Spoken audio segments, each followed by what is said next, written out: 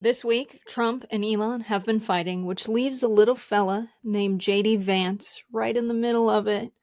Poor little JD. I love the meme of his tiny, shrunken face. This one says, well, does this mean I get two Christmases? Oh man, it is the big beautiful beef. It's so good. It's the big beautiful beef. The memes have been flowing, and I think we're going to talk through those memes on this show, Jessica. You're referring to one right now. We all know it. His face is tiny. His beard is neck bound, Elon and and Trump fighting. It's like he's the divorced kid of two parents who can't get it together. And of course his little kid brain's like, does this mean I get two Christmases? Because Vance isn't gonna pick one or the other. He's gonna stay in mm, the middle like he always does. But basically, since Musk's dramatic exit from the Trump administration, the fallout and the commentary on social media has been hilarious. We've got Truck Schumer, huh? Truck Schumer, man, Truck dude, keep Schumer that just one. trucking along. He's saying the people are aroused, and of course, Stephanie Tyler posts on X users today. So we want to go through all these really really great memes we can review. Oh yeah, yeah. There's so many. The internet blew up. I felt like the Michael Scott meme when I saw this all dropping. Of course, Trump beefing with Elon Musk. We've all seen it right now, but we're going to consume a little bit more of that content. When it was first popping off, I was like, "Oh my god, guys, it's happening! The richest man alive and our worst person ever are officially having a messy, nasty breakup." And I feel all kinds of ways about it, including, in some ways, good and hopeful. Yeah, yeah, and this user Evan Loves Wharf summarized the beef as Trump. Elon is annoying and his cars suck. Elon.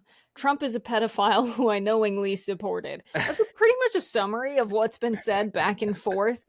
But many users aptly pointed out that they can't believe Elon and Trump broke up during Pride Month. The Of first all week of months, Pride Month, their bromance is over.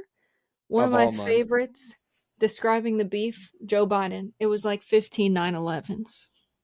You know what? I feel like Joe Biden would say that about a lot of things. I feel like 5911s is how Joe Biden describes just a normal week in his life at Yeah. this point, maybe.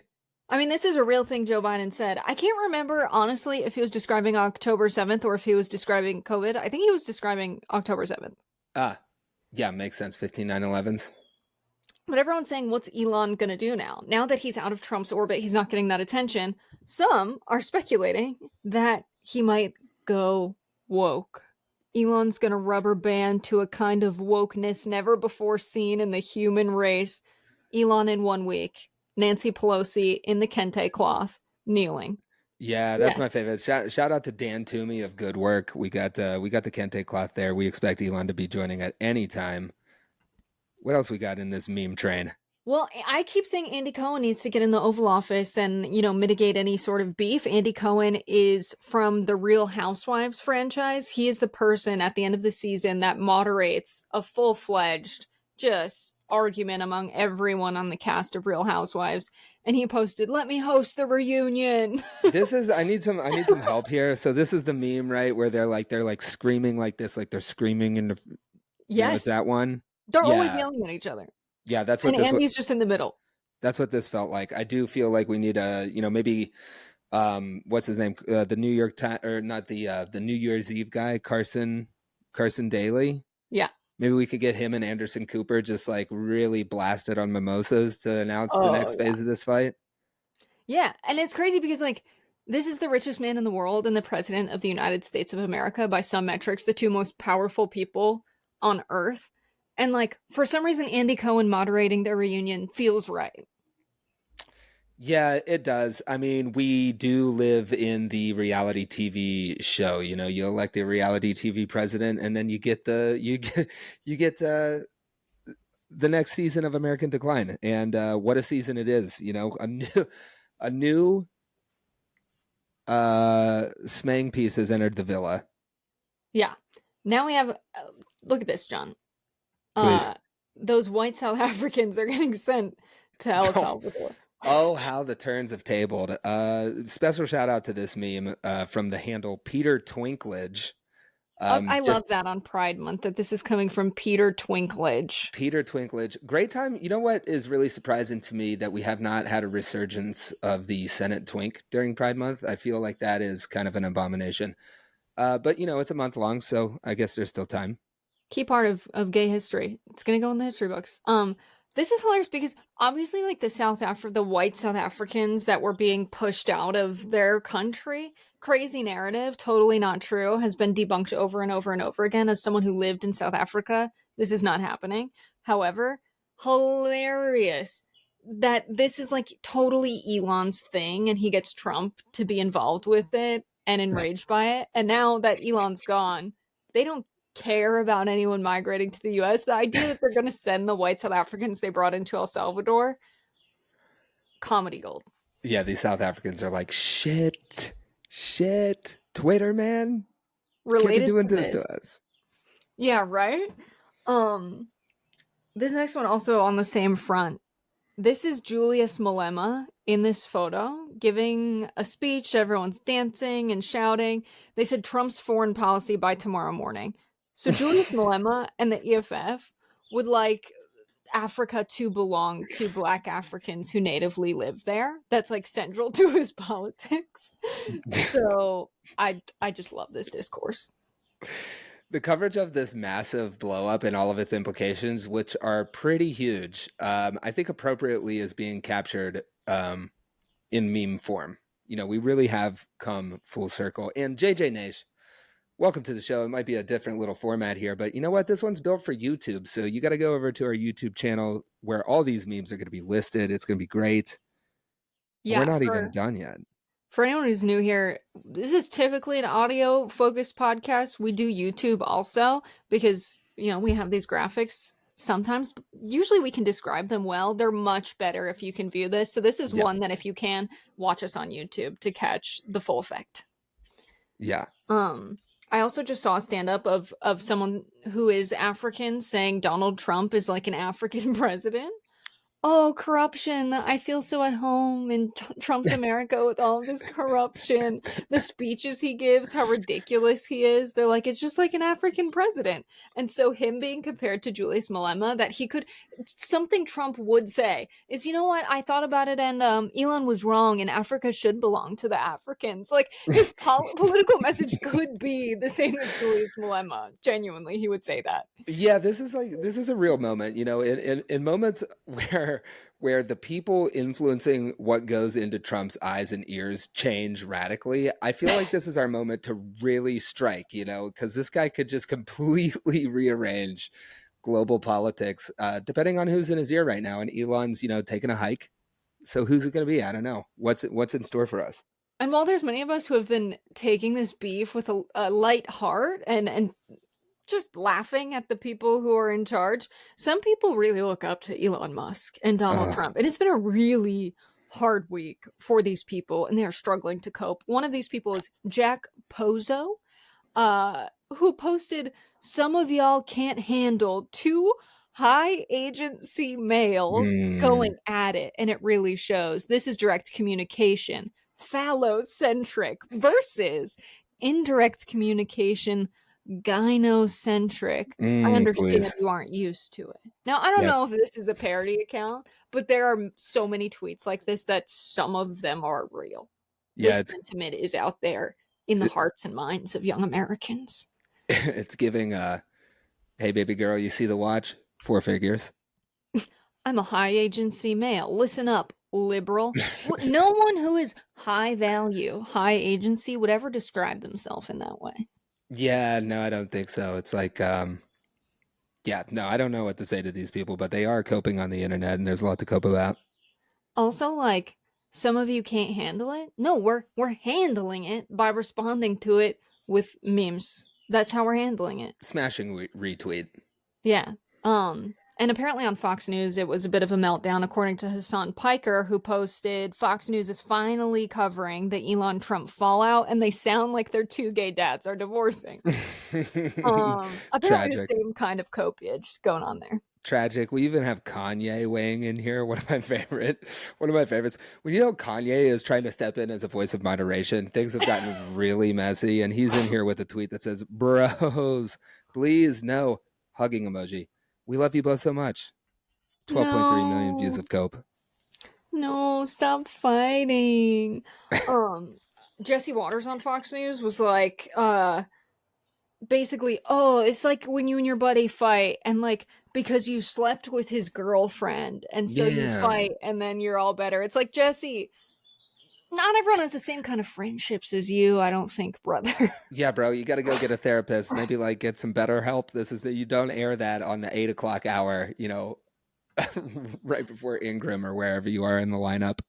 That's just how high agency males have relationships, John. Yeah, you got to mediate your friendships through your Fox News show. Potentially maybe even get up to the defense secretary level and add some alcohol and do it in a group chat, maybe. I don't know. I really love the context this one gives. Elon called Trump a pedophile, thus revealing he knowingly supported and befriended a pedophile, and only said something when he thought it would make him money. I like the follow up to this where he basically admitted to buying the presidency also. This is not a meme that we have on here, but like It's here we later have on. It's later on. It's not a meme. It's just a post. Oh, yeah, yeah. It's How could I real. forget? Yeah, we'll get into that. But I mean, what this past tweet is referring to is Elon saying, "Time to drop the really big bomb. Real Donald Trump is in the Epstein files." He tags Donald Trump's username. That's the real reason they've not been made public. Have a nice day, DJT. Yeah, love that. Throws it That out was a into the big bomb. internet. Yeah, great truth, Brown. Throw it out on the social media platform that you own. Um, Epic. What else we got in here? We got some big, beautiful Bill stuff. Yeah, he is using this to drive traffic to X, but like the beef really became it's serious beef. Elon Musk, who came from the administration, is saying, "I'm sorry, I can't stand it anymore. This massive outrageous pork-filled congressional spending bill is a disgusting abomination. Shame on those who voted for it. You know you did wrong. You know it." You know it. You know it. Guy with the chainsaw, guy with the entire department dedicated to this exact proposition being kicked out and like, you know what? All of this is bullshit. Yeah, I don't support any of it. You know what? Never mind. I know I just said I was all in it. As soon as they're not friends with me, suddenly I disagree with everything they're doing. It's like, come the fuck on, Elon. Oh, Doge will Really? continue, he says with a black eye on a ketamine in a K-hole from the Oval Office. With And the news cycle's too much. It is going too fast. I cannot have, I'm sorry, I cannot have Donald Trump in the White House with Elon Musk standing next to him, clearly tripping on drugs with a black eye like 2 days ago, and then sending a tweet about how Donald Trump's in the Epstein files and the bill is made of pork. What the hell is going on? I think this happened partially because you had all of those stories about him using ketamine, people leaking from Trump's White House saying this is what Elon is actually like when you're around him, because they tried to make this separation amicable. Elon Musk posted, this was May 28th. "As my scheduled time as special government employee comes to an end, I would like to thank President Trump for the opportunity to reduce wasteful spending. The Doge mission will only strengthen over time as it becomes a way of life throughout the government." That was Donald like Trump reposted that. They tried to end it amicably. that was like 2 years ago, right? How many It days ago was feels that? like it. That was 1 week ago. I can't. Yeah, yeah, about a week ago. I simply cannot. And fast forward, the easiest way to save money in our budget, billions and billions of dollars, is to terminate Elon's governmental subsidies and contracts. I was always surprised that Biden didn't do it. That's Trump on Truth Social. He has since deleted it, but I took that screenshot myself. I saw it on his Truth Social page. I can tell you it is real. It came from his account. I did see you repost that with you know what? Hell yeah, comment. Yeah, he's right. Why does this guy have so many government contracts? He doesn't deserve them. Dude, and just another note on this that I saw like floating around the internet. This is what happens when you surrender public services to the control of weird K-hole billionaires. There was like the rocket program with some amount of significance to our space exploration efforts that Elon Musk is like, you know what, Donald Trump, I'm going to cancel this entire space program because we're beefing on the internet, on Twitter. You know what happened? I mean, I made a hugely viral video about Elon Musk and how he came to rise as the CEO of these businesses through fraudulent behavior. I mean, when he got the largest government grant that you had to apply and bid for and prove you had some capability to make an electric vehicle. So you have like a lot of the major vehicle manufacturers, Ford, GM, all of the big guys, the big three were all up in there trying to get this Big contract. guys. And Elon lied and said they were much farther along than they really were with their contract, and then said, I already have this investment from this major investor, and then said that on his government grant application, told that investor he already had the government grant money coming in. And so, because they both believed the other one was giving the money and that Elon was in a place where he deserved it and could put it to use to manufacture these vehicles, he got the grant. He wasn't ready. Tesla's driving capacity is nowhere near what other vehicles are getting, even today, even with that push and that head start. So he must have been way behind the other manufacturers at this point in time that he got the money. It's just straight up fraud. And then he was like, this is easy. I'm going to start like 3 other businesses to get these contracts. Did this is why, like, more and more I'm just like, you have to take these people's money, is my position. And not because it's like they have too much money. It's not even that, which is true. They do have too much money. But it's the power that you get at this level of billionaire where, it's just constantly accumulating. And this happens at a low level. I mean, someone like Elon Musk has triple digit billions in their net worth.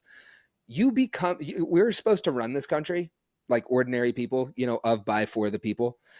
You become a threat to that, like systemically and continuously, once you're past a point of like triple digit millions. Okay. And this guy, just like you said, because of the power that much money concentrated in one person's hands gives him, he can just, lie. Like, you can't lie on a government application and just get preferential treatment. He can. You just laid this out. We had a More Perfect Union person, shout out to Sam Black, who just did a story on the data center that Elon Musk is putting in Memphis. Right in the middle of a marginalized community that has been subject to pollution forever. There's clusters of health problems among the people down there, and in comes Elon Musk and says, I'm just going to build a data center here. And the crazy thing about that is data centers take a ton of power, and instead of going through the regulatory process to supply this data center with power like everybody else would have to do who doesn't have triple digit billions to their name, Elon Musk did not pull any EPA permits and effectively built all of these gas turbines, natural gas power plants. There's like little modular power plants. He built like 35 of them. This is a huge power plant with no regulation. And he just did it because he's the richest man alive who is intertwined with our federal government up until like a couple days ago. And it's a great argument for why you have to roll back the money and power of these billionaires, because we see it on display exactly like this right now. Yeah, they have to produce these earnings reports. Tesla does, because they're publicly traded, and a lot of the profit, actually, the only months that Tesla's been profitable, they made their money from carbon credits.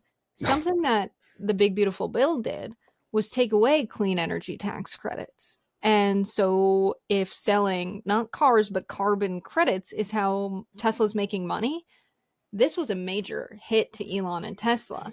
And Yeah. so, I mean, he's kind of an idiot for paying to get this guy in office who is actively dismantling and supports an agenda and a party of people who support dismantling how Elon makes his money. Yeah, you know what? The more I think about it, Jessica, he really should have poured even more millions into that Wisconsin Supreme Court race. You remember Mhm. that? You know, he was out Yeah. there waving around the Price Waterhouse Coopers checks, and he's like, "Oh, we're gonna buy off Wisconsin, and it's gonna be the keystone to this crazy court takedown, right?" And Yep. then he lost, and Trump was like, "I'm gonna kick this loser out of my life. I'm gonna destroy him on the internet. I'm gonna cancel all Mhm. those contracts." That's where this started, you know, and here we are. How far Yeah. we've come. Yeah, supposedly Elon wants to start a new party. He ran a poll to his Twitter followers and said, "Should I start a new party?" And 80% said yes. And now he's tweeting like that means 80% of America said yes. I'm sorry, but Elon Totally. Musk's 290 million Twitter followers are not all American. They also don't represent Americans because many of them are bots. Um, but he's saying this is the America Party, and people in the middle have spoken. They want a new party that I'm gonna lead. You're not even from here. This is a party of 290 million porn bots. I swear to God, in a year we will be governed by the porn bot to rule them all. Porn bots don't vote. I'm gonna get a bumper sticker. That's the first piece of JJ Nash merch. Porn bots don't vert. Vert? Don't vert. They're not verting for any of this. But yeah, I think that the funniest part of this beef has been what people are saying about it, because these two are not relatable. They're not funny, and that's why this tweet hit so hard for me. This is like Kendrick versus Drake, but with two Drakes. Oh, put it in the middle of the It's Super good. Bowl, baby. Come on. We need It's this. really good. We need it. Um, And then I really love this as someone who never left X. Lots of people left X as some sort of protest of Elon Musk, as Elon's one of his number one haters on the internet.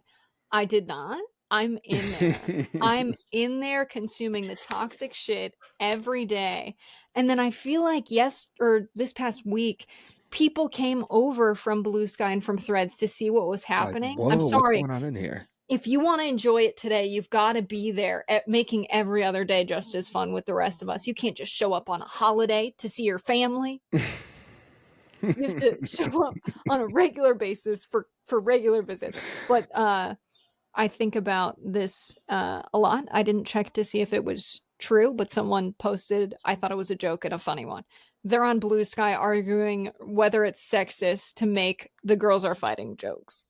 Yeah, it's very Blue Sky coded. And you know what? Shout out to you, Jessica. You really put in a yeoman like performance assembling all of these tweets. And I said, where did you get all of these tweets? And you let me into the horrors that is your Twitter timeline. I refuse to call it X.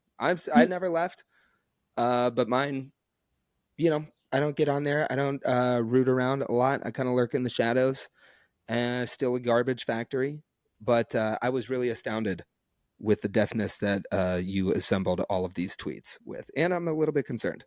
I'm in there every day scrolling, making Oof. sure that I am shown the most rotten brain rot, Yeah. the absolute shittiest shit posts. I have put in the work interacting with that algorithm, so I get these S tier tweets when it's a Twitter holiday, like it's been the past week over this beef.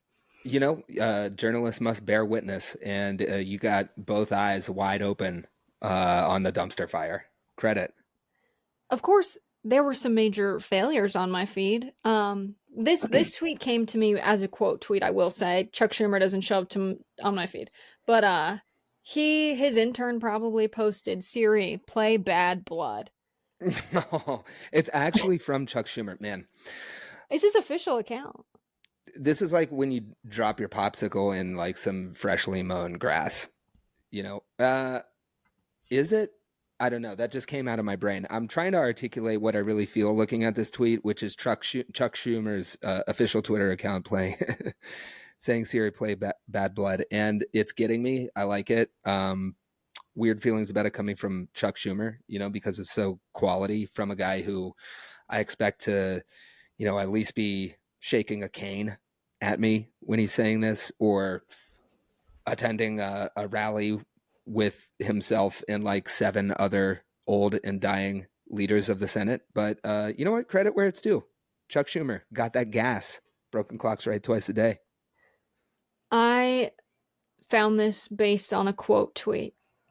This is what it says. No, you don't get to have fun about this. Because what are you doing, Chuck Schumer? On a regular basis, because Trump always chickens out, you over here is making I him can't. upset, so you make sure the Dems have a taco truck outside, and the tacos look like the worst tacos I've ever seen. That It's was just, bad. oh, the most cringe thing to have Chuck Schumer chiming in like he should be a part of this conversation.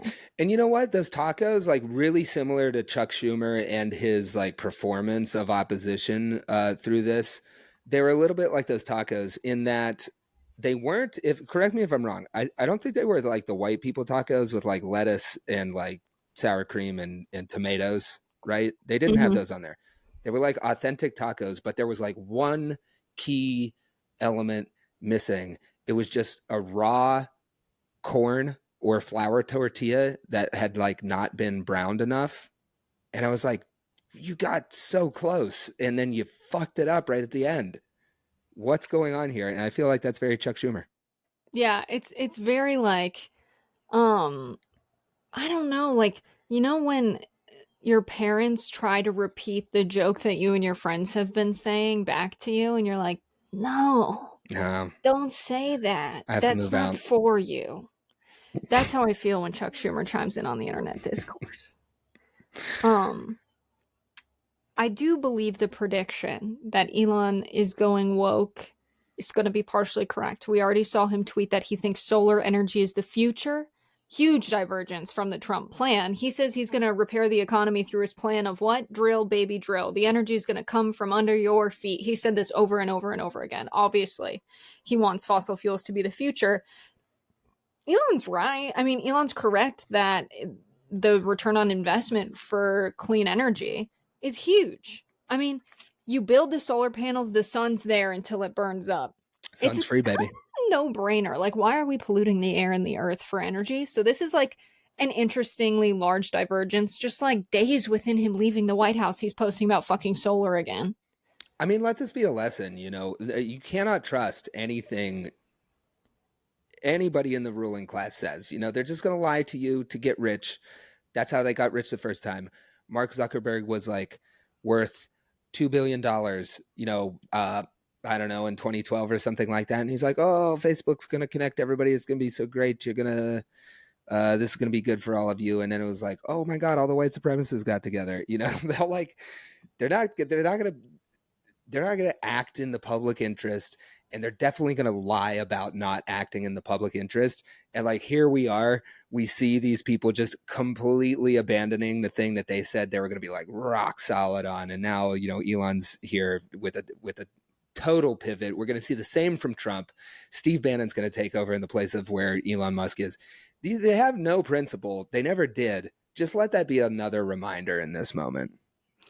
Yeah, I think that like everything these billionaires do is so incredibly self-serving. Like Elon Musk obviously is not just posting this because he thinks solar energy should be the future and he cares about the longevity of the American energy grid. He's posting about this because this is a talking point to get clean energy tax credits back so he can continue profiting at Tesla. Like that's what this is about. For everyone that's an oligarch associated with Donald Trump, they're pushing him to support fossil fuels because they have a ton of stock in oil companies or they own them. Like it's not that much more complicated. Everyone's always talking about the secret elites and their secret agenda. Their agenda is to accumulate as much money as possible so they can have a comfortable life and be as powerful as possible. They're right there. It's right in front of our faces. We don't have to imagine some secret scenario or secret group. We see Yeah, their names in the news. yeah, I feel like there's a widely held public opinion that like, oh, billionaires have their money because they innovated and they just like built a better widget. But we're actually seeing billionaire innovation as it is in reality right now, which is just like Yeah. throwing their power around on Twitter, like breaking up with the president to try to get your green energy subsidies back, like totally just just building walls around shit that makes you money just by raw power. And the thing is, this has been going on forever over the entire time that the 800 or whatever billionaires in America have been accumulating their wealth. It's just that everybody else was like way more subtle and smart about it. And these people are actually idiots. They like have this veneer of, being a genius just by the incredible amounts of money that have accrued to them. When in reality it's a crapshoot, and you get a little bit of money and then it becomes a lot of money, and then you break up with your friend and he threatens your energy credits, and then you got to go out on Twitter to fucking say whatever it takes to get them back. And that's how billionaire wealth accumulation, earning $1 billion, and that's what the true genius is. We're just seeing it for what it is. And it can definitely be categorized as like traditional power in the world being threatened by capital, right? Elon has a ton of power because he has so much money. Trump has a ton of power because he has political will thanks to these traditional structures of the nation state, right? And so right now Elon is gone, and he's totally crashing out because he's like, I should still have all this power. What do you mean I don't have this power and influence anymore? Because Trump could so quickly take it away, and he's getting frustrated. And I don't think he likes that. And I think he would rather power be determined by how much money you have or how many likes your tweet gets. And Trump is over there like, I don't think about him at all. He only posted like twice about Elon this day that Elon blew up the entire X atmosphere over it. It get to And me. when Trump's asked, like, how do you feel about what's going on? He told ABC on a phone call Friday at 7 a.m. That when asked, do you have a call with Musk later today, like reports say, he said, do you mean the man who has lost his mind? I've never heard of him. Who is Elon? Devastating. I didn't save your number. Devastating breakup. And then what's a donor baby up to? We haven't talked about JD Vance in a while. Has he found new dads? 2 Christmases for JD, but He's at Uncle's house. Elon Musk posted a photo of JD Vance. We were begging him to post. There were so many people that were like, JD, say something, say something, say something. Chime in on the drama. He posts him and Theo Vaughn sitting on a couch. He went on the Theo Vaughn podcast and he said, slow news day. What are we even going to talk about? Elon reposts it with a laughing face, which kind of signals he and Vance are cool. Yeah, that's the thing. And it's like, this is going to be so interesting because I think billionaires made JD Vance. That's why he's here. Peter Thiel has been angling for power so successfully. If Elon Musk is like the kingfish of all of these Silicon Valley tech bros, right behind him is Peter Thiel, the guy who owns Palantir, who has been getting all of these crazy defense contracts, who has been trying to construct the surveillance capitalism database to end them all. For all you gun nut preppers out there who don't want your guns on a federal list, well, this guy knows what you got. He made JD Vance. I think they're all looking at him as the magician that can replace Trump, but with like more predictability, right? The guy who can do the impossible, glue, a broke blue collar dude to the richest people on earth and put them in the same coalition. Looking at JD Vance sitting with Theo Vaughn, is he the guy who's able to do that? I have my doubts. It's a good point. I think whether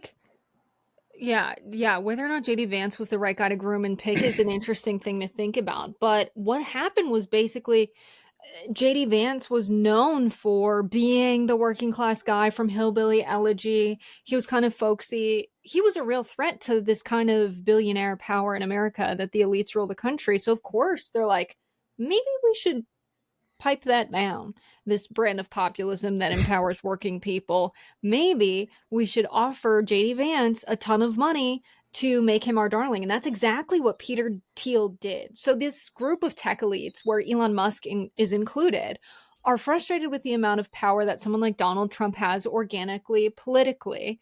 They would like to buy power.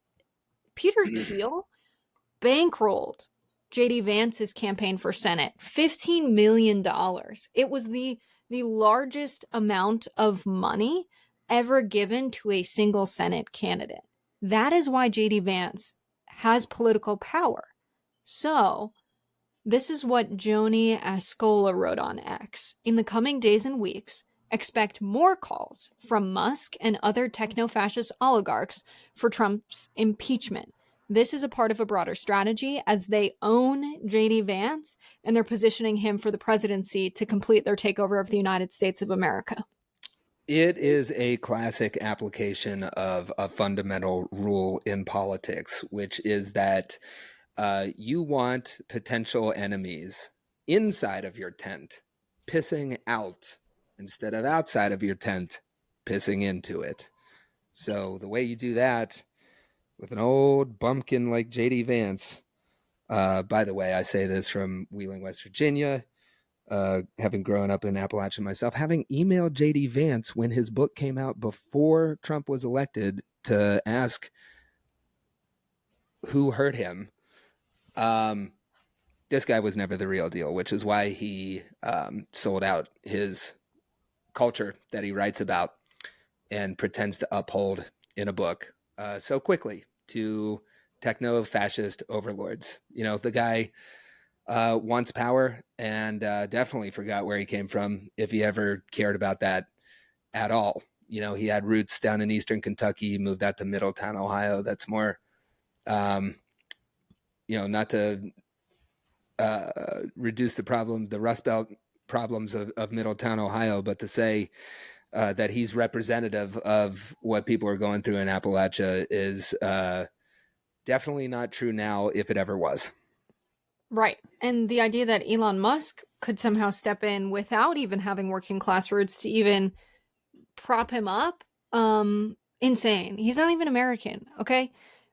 Now, I get that he's lived here for a while, but there's this problem where the Constitution says you have to be an American to run for office. So is he just going to start a party as a foreigner? It's really unclear, like, what the legal ramifications are if you try to do this. But nevertheless, he reposted someone making the case for his vision to dismantle the establishment and start his own party. He's proposed the America Party. It resonated with 80.4% of respondents. That's just Elon's fucking followers. Of course they like him. They cited that Gallup shows 43% of Americans claim to be independent, rejecting both parties. Among independents, 56 view Elon favorably. Let's just start there. I'm sorry. So you think of 43% of Americans getting 56% of them, we're dealing with a fourth of the politically active Americans when only a third of Americans vote. This is such a small fraction of America that actually supports Elon and is politically active. This is not a great start to a party, but they're talking about it to people who don't understand statistics or math, who just don't care to because they just love Elon. They're not going to look into it. And so that's just really fucking insane because obviously a billionaire is not going to be the person that Americans connect with. Not this one. I mean, Donald Trump might pull it off, but that is an outlier. And, another cardinal rule of politics, people need to know your name and like you. People know Elon Musk's name. They don't like Elon Musk. I go out and for a career with More Perfect Union, I go out into pockets of Trump country and give people the mic and ask them to tell me how they feel in their own words. And a lot of the times they're very sold on Donald Trump. We asked the same question about Elon and everyone was like, Trump kind of brought him to the party, but he's like he's in a K-hole over by the punch. He's sticking his fingers in the guac. We're like, we're like, he's fucking weird. I don't know. He's with our friend, but now he's not, and this is going to fail. Yeah, 1,000%. That's a totally accurate read. Yeah. And he's using this all to push this narrative now. Like he realized, okay, it worked. Everyone's on X paying attention to me. And then he immediately pivoted to talking about this. Let's look at this tweet. Okay, first we have Grok saying current U.S. government spending appears unsustainable long term. In 2025, the deficit is 1.9 trillion. Debt at 98% of GDP, projected to hit 118% by 2035, interest costs, blah, blah, blah. Okay, they outpace, the major funding coming in. This is Grok, right? The AI developed to have biases towards Elon's programming. Whatever he has told Grok to think, Grok thinks. Okay, let's start there. Then he reposts his own AI fed to his biases and says, alarming. It's just insane. Okay, let's talk about what other very wealthy men say about the American deficit, because Elon's talking about it like a catastrophe is looming. And while I agree that the interest we are paying on bonds is unnecessary and should not be happening, and it is too much, the idea that the U.S. government will default is just not true. Warren Buffett himself, who has very different political views to me, said, if you print bonds in your own currency, the United States does, what happens to the currency will be the question. But you don't default. The US has been smart to issue debt in its own currency. Meaning, if we had a bunch of people that we were paying out their bonds, we issue those dollars, so we will never default on that debt. We will always have the ability to pay it off. It is a choice, a political choice if we do not. Yeah, not my typical lane here, but I'm inclined to listen to, Warren Buffett, probably sucking on a dilly bar right now out there in Omaha, sitting on a big ass pile of cash. He seemed to outlast people who burn fast and bright. So I think I'll go with that. Also, we can imagine where Elon's coming from with this. He's been retweeting a lot, but he retweeted these posts about the debt limit.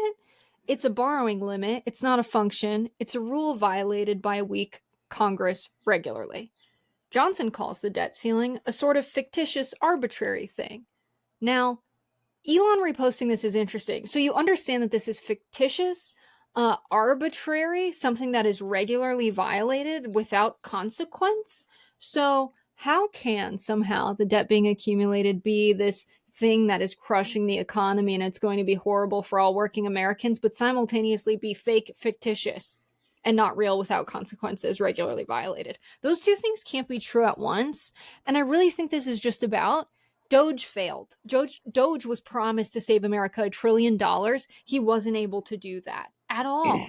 And instead, he made the government less effective. Efficiency is about delivering results with less input. If you have to sacrifice results, having less input is just shrinking something. It's not making it more efficient. And that's what he's done to the US government. He shrunk necessary aspects of the government by firing tens of thousands of employees from the VA. So now veterans can't get their health care. How does that make America better or stronger or more efficient? By ending research into HIV and AIDS right as they've been very close to developing a vaccine for HIV and AIDS. And so this idea that Doge has really, been an effective organization, that's just out the window. And Elon's cope is, well, it's because these guys just passed a huge budget of government spending. So I'm going to bring attention to that problem to distract from the fact that I couldn't do what I said I could do. And I think this is another thing. It's like we are seeing Elon pivot on a dime. He had positions that he was very strong on. He breaks up with Trump and he's like, oh, I'm just kidding. That's all bullshit. And here's my new positions. And I think the way to understand this, if you're just like out there passively consuming politics and you're voting and you're like, what do I believe about the debt? The thing to realize that explains what you're seeing here is we live in a country where there's still there are elections. There are still methods for the public to have input over what their government does. And we have that at a time when we also have a growing class of people with more money than God. And this fundamental tension causes these people who are in the ruling class to make ever more crazy stretches to kind of justify what's happening before your eyes. So they just use that. And so there again, this is a long way of saying they just lie to benefit them however possible, right? They take advantage of the fact that most people are looking at the national debt and they're thinking, man, if my household were spending more money than we were taking in, it would be a real problem for us. And the people in the ruling class use that understanding that they know is out there, um, to cover up all the kind of things that they are manipulating in the background, to line their pockets, right? And that's what explains such a crazy shift like this from people in the position of Elon Musk. They're just taking advantage of people thinking that the United States government is no different than your house. It is. You cannot print money. The United States government can. And they misuse the debt all the time. They've been doing that ever since they put the national debt calculator up on clocks, and you pass by and you're like, oh my God, we must be really cooked here. But really, it's people, taking advantage of things that the public believes for their own benefit.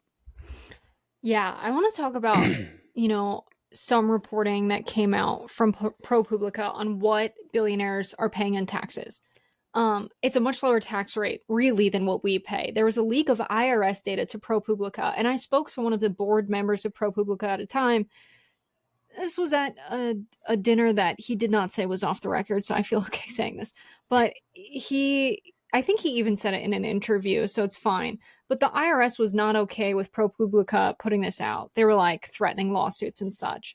And they were like, what are they going to do? We're putting it out anyway, because this really has to do with our democracy. As a country, it's under threat by how much money these guys are accumulating, how quickly they're accumulating it, and that they are not paying taxes.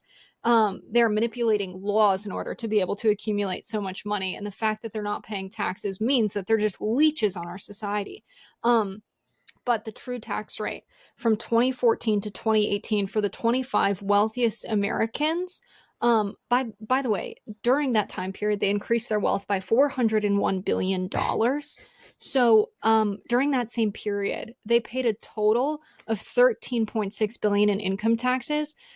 That's a true tax rate compared to their wealth growth of 3.4%. Now, Are you getting that out there? April was not that long ago. I'm self-employed, and I certainly am not paying that low of a rate. me either, John. And so now let's also think about what the US national debt is.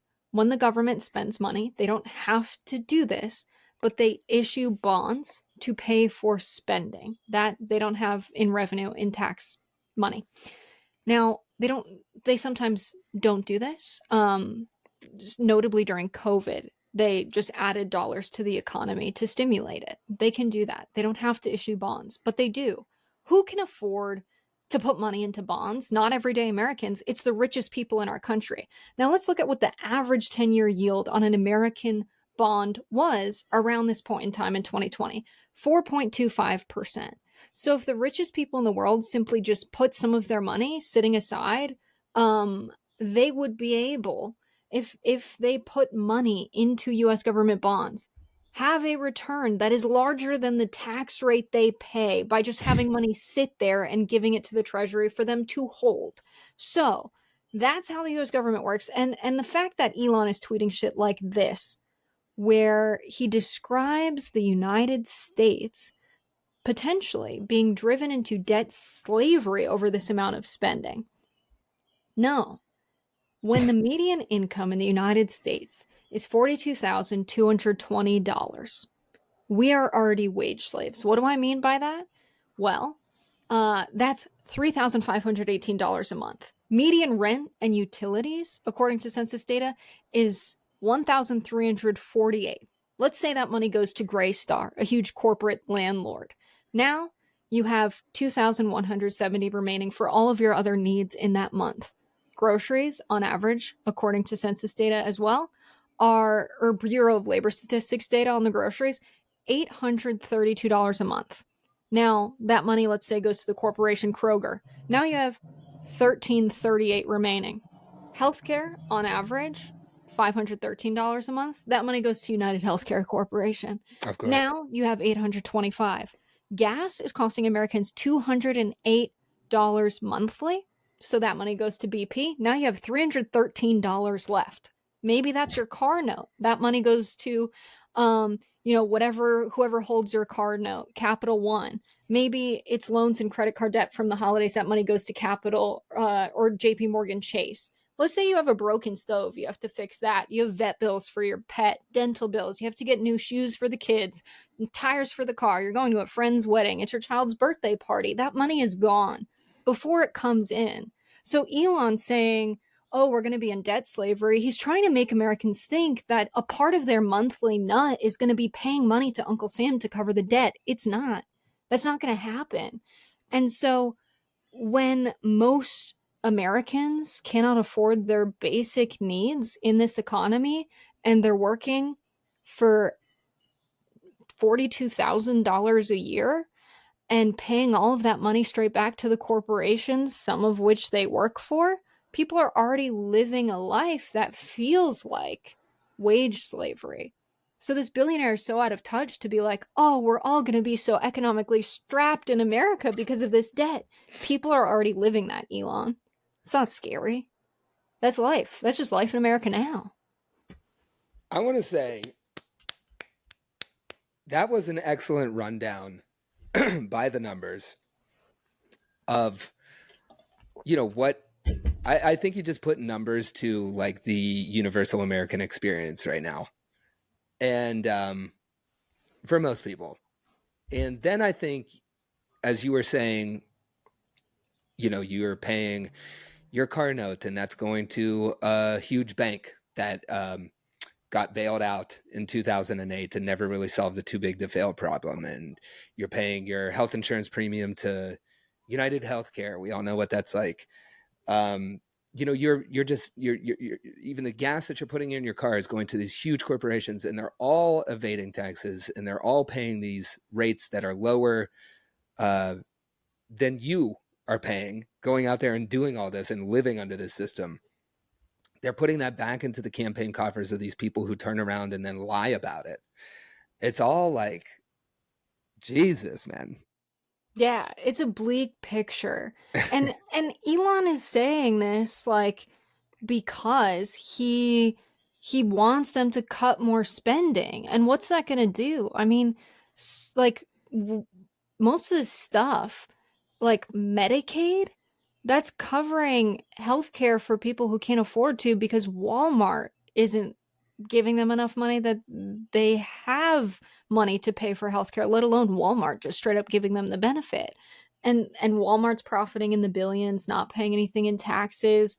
And so Elon is advocating for a world where the working class is essentially in slavery to big corporations. Elon's building a corporate town in Texas where people are going to work at his factories. So what kind of a world is he really trying to bring out with his political agenda? He's trying to seem like the benevolent billionaire, but he's a eugenicist. He thinks he is way better than everyone else, including his own followers.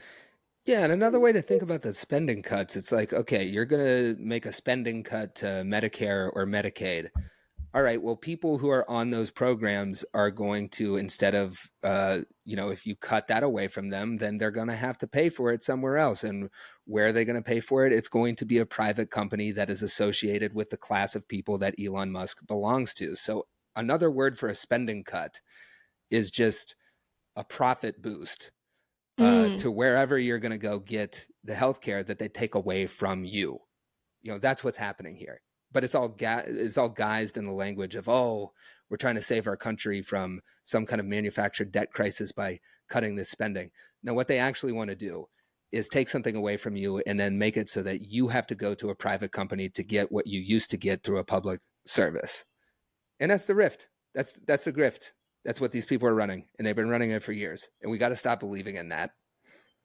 And Elon clearly is salty because, as he replied to one of the tweets, without me, Trump would have lost the election. There it is. Would control the House, and Republicans would be 51-49 in the Senate. Such ingratitude. I love the open admission that the world's richest man from South Africa purchased the American presidency and just put the cherry of such ingratitude on top of it. It's so awesome. It's really great. And once again, you would not have to write that tweet, Elon, if you would have showed up to the Wisconsin Supreme Court race with a check that was bigger than the $1 million ones that you were waving around to buy that election. Incredible. Yeah. And so today, the Washington Post has now addressed this. This tweet is from May 30th, but the Washington Post stuff is from today. This is Christy Yamaguchi Main, who said, "This is a black eye delivered by someone who can't throw a punch. And Stephen Miller's wife just left him for Elon Musk. Also, Stephen Miller is left-handed, probably unrelated." Incredible. Yeah, I don't know if the meme made it in there, but it's like two lobsters fighting, and then like three people just like gathered around and throwing money at them like an old-fashioned cockfighting ring. And that is how I feel about, I don't even care if this is true. Just I salivate at the prospect of the world's worst people beating the shit out of each other while they're in K-holes in the White House. And it's an incredible sight to see here. And so who actually, hit Elon? So in private, this is according to the Washington Post today, Musk made personal appeals to Trump to reverse the tariffs. Trump didn't comply, only relenting days later after a steep decline in bond markets, which, by the way, happened after he threatened to default on the debt. That's why that happened, not because of tariffs, but whatever. Not long after, Musk's tension with Trump's trade team devolved into blows in an altercation with Treasury Secretary Scott Bessent. This is according to Stephen Bannon. Now, he's an influential right-wing podcaster, longtime friend of Trump. We know Bannon. Now, Bessent and Musk went into the Oval. They were talking about who the next IRS commissioner should be. Now, Bessent had an idea of who he would like. Musk had his own pick. Trump liked the Treasury Secretary, Scott Bessent's pick, more. Elon was not happy about this. They left. They're exchanging insults in the hallway, walking down. Eventually, Musk throws his shoulder into Treasury Secretary Scott Bessent. Then Bessent hits him back, and people try and break these two up. It was described to be like a rugby scrum, and Musk was shuffled out of the West Wing, the presidential, area in the White House. And so apparently the shove came right after Bessent called out Musk for not achieving the $1 trillion in cuts to Doge. He straight up said, "You're a fraud. You're a total fraud," to Elon Musk. But this happened, and there were some rumors about this happening, like, oh, it was Treasury Secretary Bessent who beat up Elon Musk. No, Bannon says this happened in April. So he has a black eye in his Oval Office appearance in late May. That can't be the same black eye from a fight with Scott Bessent in April. This is a new one. And maybe it's Stephen Miller. Oh, poor Elon. World's richest man is just catching hands from a bunch of the other worst people on earth. I'm so sorry. I'm so sad to see it happen. And I think he's going to cope by probably buying more ketamine. I don't know. I saw this meme. A certain person's ketamine plug right now. Listen, I always see memes. Like, I'll see a meme of a dog. It's a video. Like, a dog is struggling to go to the bathroom, and this little dog was like, his arms were up, and it was like this. It was very funny. And then the comments are like, "You're an asshole for laughing. Take him to the vet. He's in pain." And I'm like, oh, fuck. I laughed at the dog in pain. That's so true. God damn it. And then I see posts like this, and I'm like, oh, it's totally not okay to like make jokes about substance abuse. But then I'm like, oh my God, but the picture's so funny. It's so like, good. Imagine Musk buying ketamine from someone who looks like this. Just, oh, it's so funny. I love it. You did nail the transition, but I'm seeing in the outline here, we can't let this one slide from K-hive to K-hole. Oh, that is what I titled this. For some reason, I was like, man, thinking about the election, like if Elon didn't get involved, it would have been the K-hive. And we went from K-hive to K-hole. We can't let that one hang on the vine. You got to pick that low-hanging fruit. It just And came to me. nibble on that tasty, tasty K-hole fruit, JJ Nage. Yeah. All right. So we have some other news we want to talk about that is not directly related to the Elon Musk thing because, like anything in America, when you have political news like this, there is always very interesting news that we don't hear about because the beef between Trump and Elon is just crazy and so good. But other shit was happening. Other shit was happening. Are we talking about the New York City mayoral debate? Yeah, let's play a clip of this. They basically had to show their loyalty to Israel to be the mayor of New York City. Mr. Mamdani, can I just jump in? Would you visit Israel as mayor? I will be doing, as the mayor, I'll be standing up for Jewish New Yorkers, and I'll be meeting them wherever they are across the 5 boroughs, whether that's in their synagogues and temples or at their homes or at the subway platform, because ultimately we need to focus on delivering on their concerns. And just yes or no, do you believe in a Jewish state of Israel? I believe Israel has the right to exist. Not as a Jewish state? As a state with equal rights.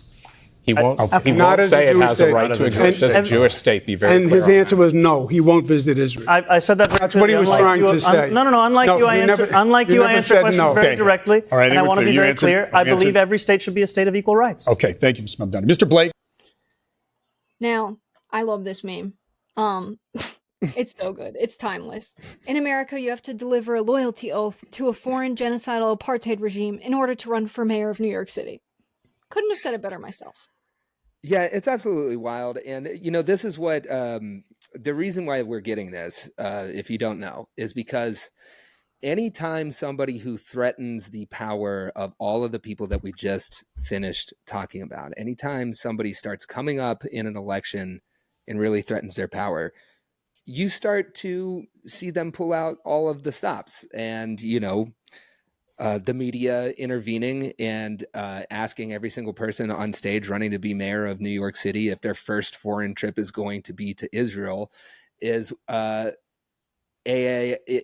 strategy by corporate media to take down a candidate who is doing just that, rising up in a grassroots campaign funded by small dollar donors, talking about really shifting power away from billionaires and to people in New York City. I am talking about Zohran Mamdani. If you haven't heard of this candidate, you should be paying attention to his campaign.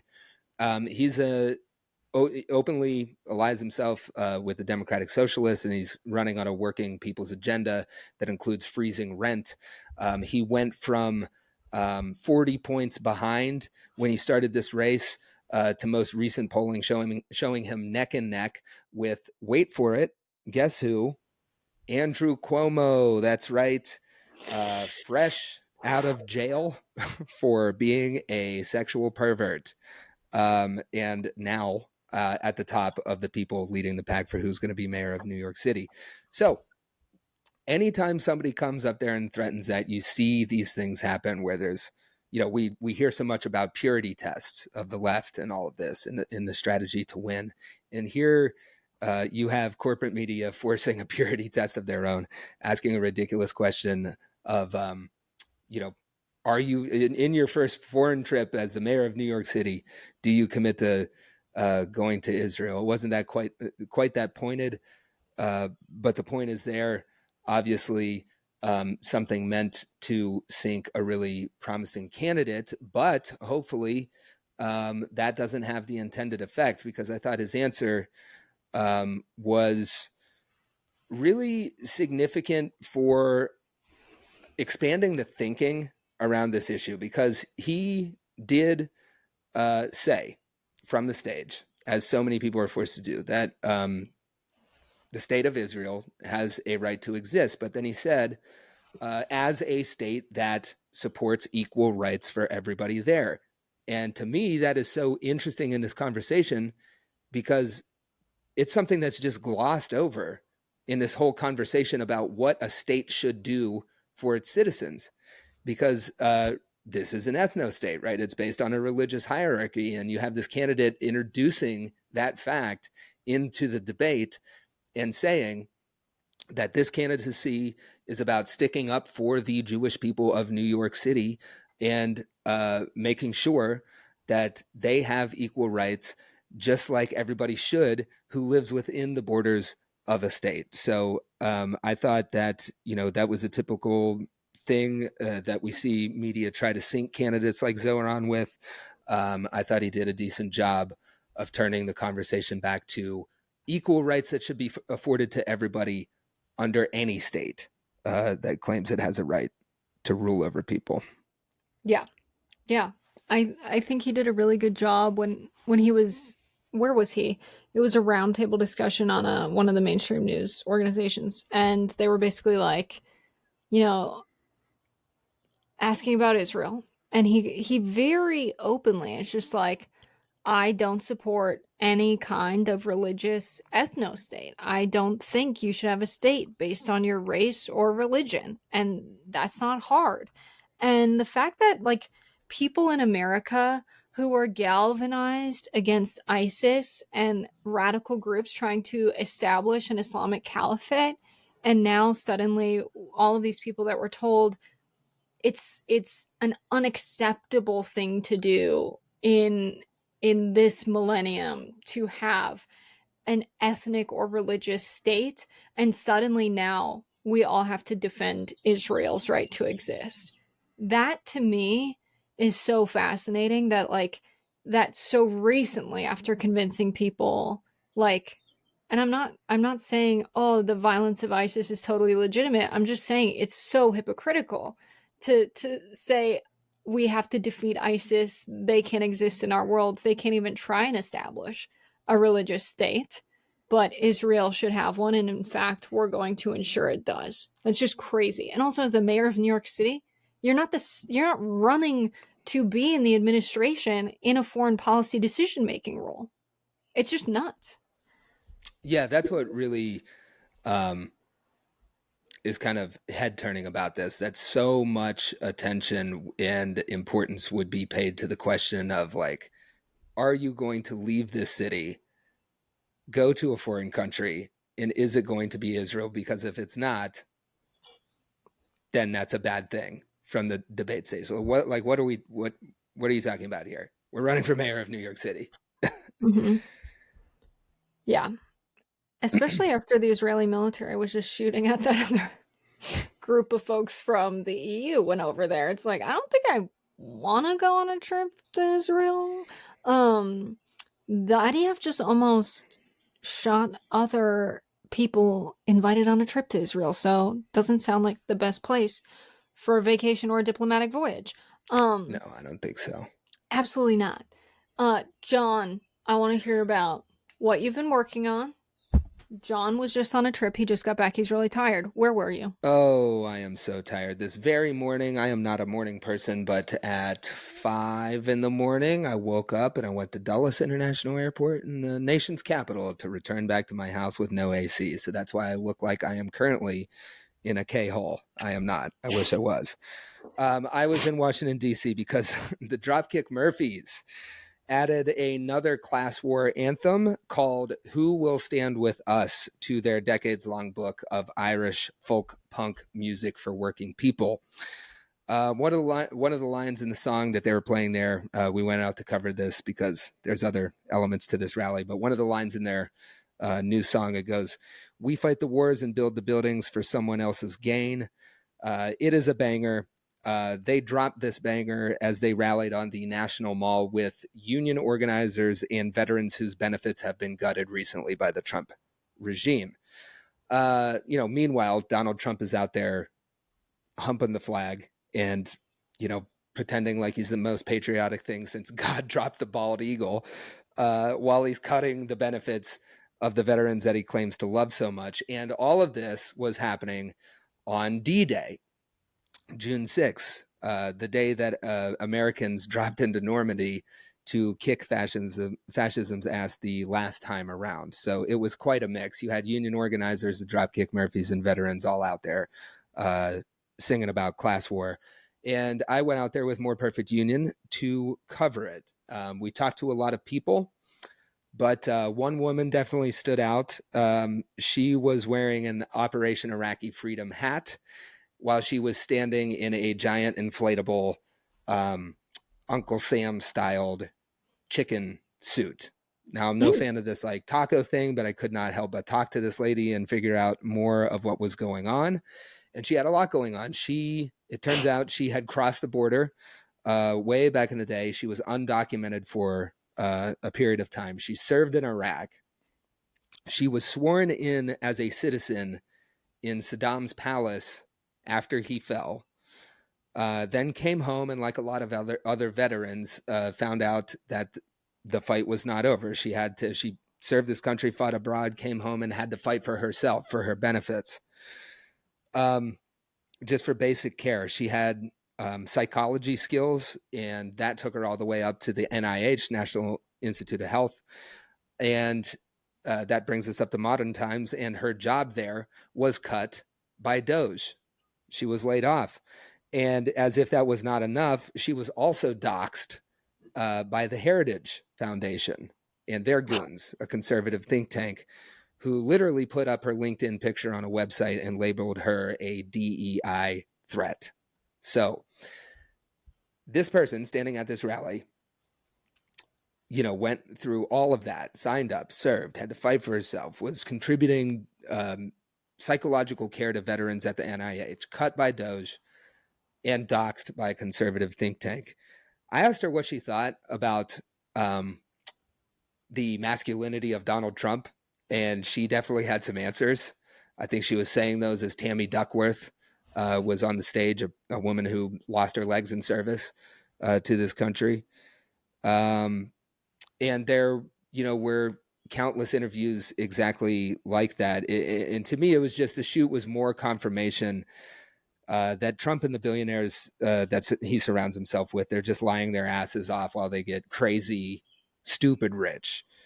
And they'll go to any level to do that, including firing and doxing people who go through incredibly harrowing journeys in service to this country, right? So watch it when it drops in a couple of weeks. There's a lot in there about betrayal, about solidarity, about sacrifice, about class war, about Irish folk, punk music. Maybe you can merge those. But we talked to Ken Casey, lead singer of the Dropkick Murphys, and a bunch of other people like this woman. It was great. That's really awesome. I can't believe that the Dropkick Murphys have become this like icon in the Trump era. Yeah. I was at the Vote Vets town hall in Cedar Rapids, and there was a guy wearing a jean vest with like Dropkick Murphys fighting fascism since whatever year. And I was like, hell yeah. Yeah, here, let's just do for the audience at home, I'm reaching back into my library, and I'm pulling out an old thing. It's a Dropkick Murphys cover, and you can see it on YouTube. And I'm dropping a bunch of shit. But, here it is. Cover of their album. Little guitar throwback to Woody Guthrie. This machine still kills fascists. The times get bad. The art gets better. Go put on some Dropkick Murphys. So true. It's a good point. I think, yeah, when music and the movement meet, it's always great. I keep listening to the Bruce Springsteen Seeger sessions. It was a CD given to me by some Bernie volunteers, and they put me on game. Because I would never listen to Bruce, but now I love Bruce. Oh, Bruce is a classic, baby. Yeah. Hell yeah. Jessica, we just talked about all the things that I've been up to, talking to the Dropkick Murphys down in DC. What have you been working on lately? I've been doing YouTube, making YouTube video, and now I am officially invited to apply to be a YouTube partner, which is really exciting. Whoa. Because that means that you actually get paid for the content you make. Imagine that. I don't right now. I'll get 9 million views on Instagram, and I make $4. So that's insane. This is actually huge for me. I just made a video about personalized pricing, which is a nightmare. They're using algorithms and our consumer data to charge us different prices. So based on what you've been searching, what things you've bought in the past, everything about you, they're trying to determine the highest possible price you're willing to pay and charge it to you. So that was my most recent piece of work on there. I don't like that. I can Check look that out. rich, you know. They see me Yeah. coming with the mullet and the mustache. They're like, this guy's up on trends. Mm-hmm. Jack that guy's Yeah. prices up. Is he buying Dr. Bronner's? He's got money. Shake this man down. Speaking of money, abundance, and join Team Normal. John has been following the abundance discourse. Ugh. They had a meetup. There's enough of them to have a little meetup. But there was one post, John, I saw. This is the only thing I saw of someone that was like, oh, this is supposed to be the big centrism conference, and it was an empty room. So that was really cool to see. It's empty like the ideology, you know. I'll just reference a writer that I reference a lot. He's a bud. He's a favorite of mine. Hamilton Nolan has got a piece out. He went to this centrism conference and writes about it wonderfully on his Substack, How Things Work. And the piece is called What is Centrism? There's a quote in there that kind of summed it up for me, which is the right stands for something and the left stands for something, but the centrists stand for in between those things. Genius, right? The problem is, how do you get people to support a philosophy that doesn't inherently stand for anything? Their solution is attack the political philosophies, the other ones, as too extreme, leaving centrism by process of elimination. And because this is a contest for control of the Democratic Party, that means, in practice, attack the left.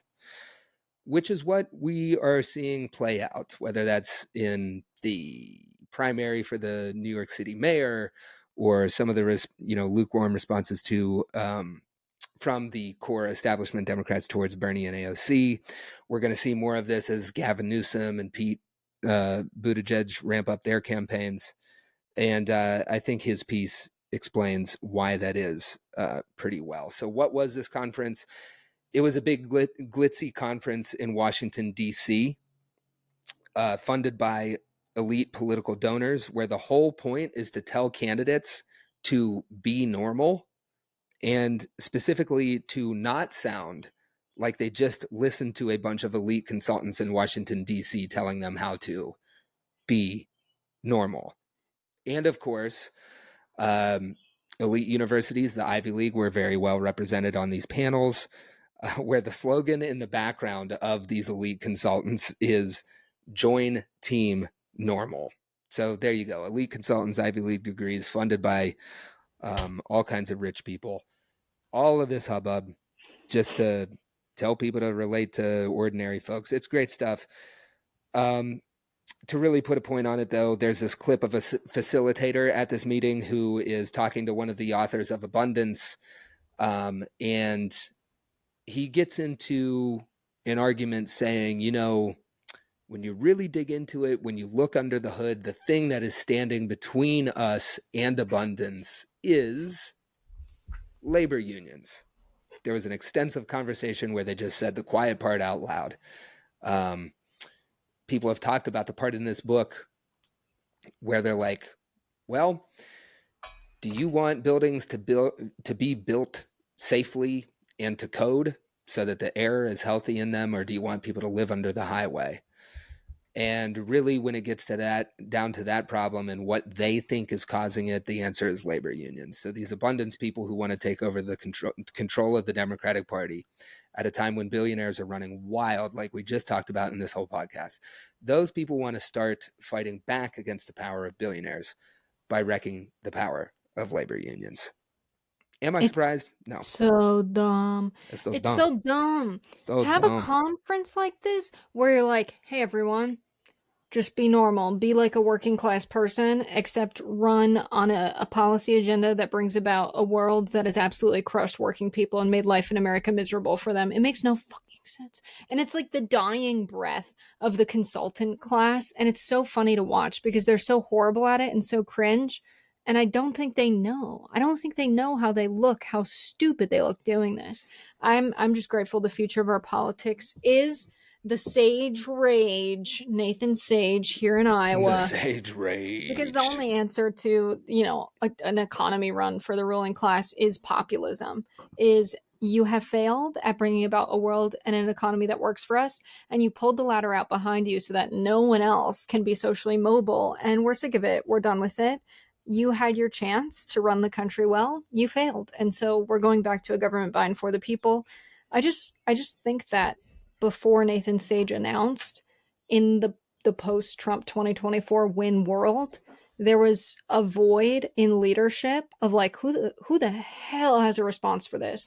And I think Nathan like really is who has it. These centrists are so dumb. Nathan doesn't have to pretend to be a normal working class person because he is one. Like the idea that you can pretend to be a working class person when you're not, you didn't live that, is insane. Insane to think you can make an Ivy League consultant normal.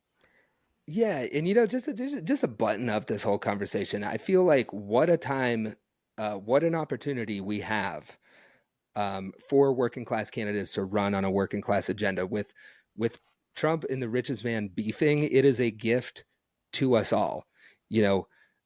A very fragile alliance is currently blowing up Jersey Shore style, like right in front of our eyes. You have, as I have mentioned, Trump, the one guy so far who has been able to weld the broke blue collar worker to the richest man alive. That's falling apart. Elon's out. He wants the other tech bros to follow. JD Vance is stuck in the middle of this, like his weird little donor created lab candidate that's, not really palatable to quote unquote normal people. Peter Thiel, who put JD Vance there, is trying to get him to sell ordinary people on this idea of freedom cities run by CEO kings. Like that's not just another way to put lipstick on the pig of a company town, right? That's all that is. Elon Musk is out there building company towns. And I just don't think the people who have been so concerned with surveillance, the feds tracking your guns or whatever. I don't think people who grew up worried about that, or who had a grandpa who was telling them about when he threw a brick through the windshield of his boss. I don't think those people are going to buy it without Trump doing the thing that he does, being the smokescreen to cover up for billionaires. That's what the billionaires are hoping that JD Vance can pull off. But Trump's voters do not like Peter Thiel's Palantir surveillance database, and they want more Social Security, not less. And you can literally watch Trump voters tell me that verbatim in some of the More Perfect Union pieces that I've done. So I think we have a once in a lifetime opening for working class candidates to go out there, to brawl, and to say it with your full chest. Screw the billionaires. We've tried trusting them. It didn't work. They have too much power, and the power should be ours. And I think people need to run on that. And there's an opportunity right now, like never before.